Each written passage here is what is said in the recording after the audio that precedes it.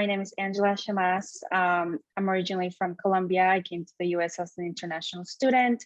I got my degree in business administration, and ever since I've been a consultant in the online space, so digital marketing, operations manager.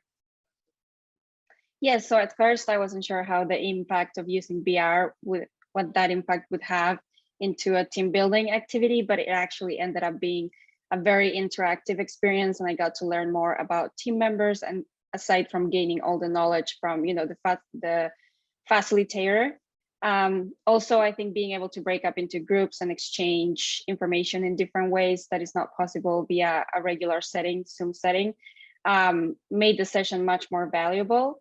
And overall, the immersive experience really added value in terms of the way people learn and retain knowledge.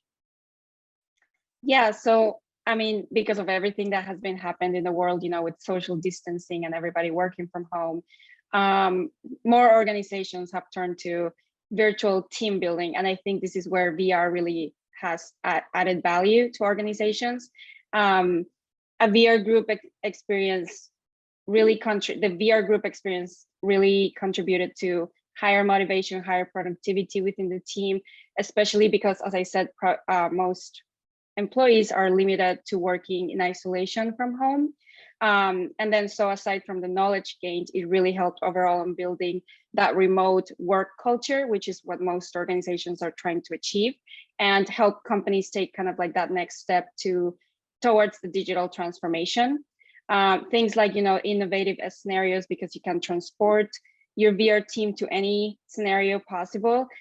This really enabled the facilitator to generate honest responses from team members that you usually wouldn't get in a Zoom setting where people are just, there listening, giving their opinion, but not necessarily interacting with others in a specific way, like in VR, or interacting with different scenarios and in different ways.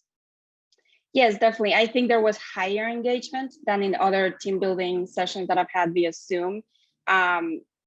As I said, people were not only listening, but also interacting with each other, meeting in different groups, meeting in different scenarios. So that really helped to build the culture, aside from just doing the big 5 personality assessment.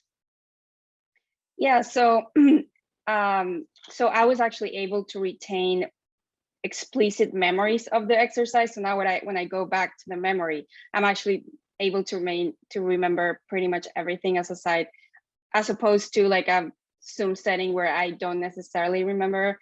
I might remember some of the concepts, but not necessarily remember or know how to apply it afterwards. So also I thought it was really great approach that first I and my team members were able to complete the exercise individually, and then meeting in VR just made it a great approach to get everybody to understand how the results from each person merged into what that meant for the group, and how we can leverage from each other's unique strengths and personality traits to work more efficiently, especially on a remote setting.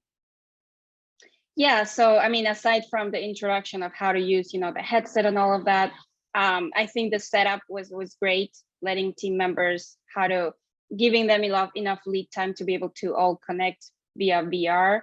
And then overall, as I said, just merging the individual results to what that meant to the whole group. I think she did a great job doing that and explaining what tactics we can implement to leverage from each other's personal strengths and traits. Absolutely. And as I said, I mean, I've taken some of these assessments before, like during my degree and in other settings, but I hadn't been able to actually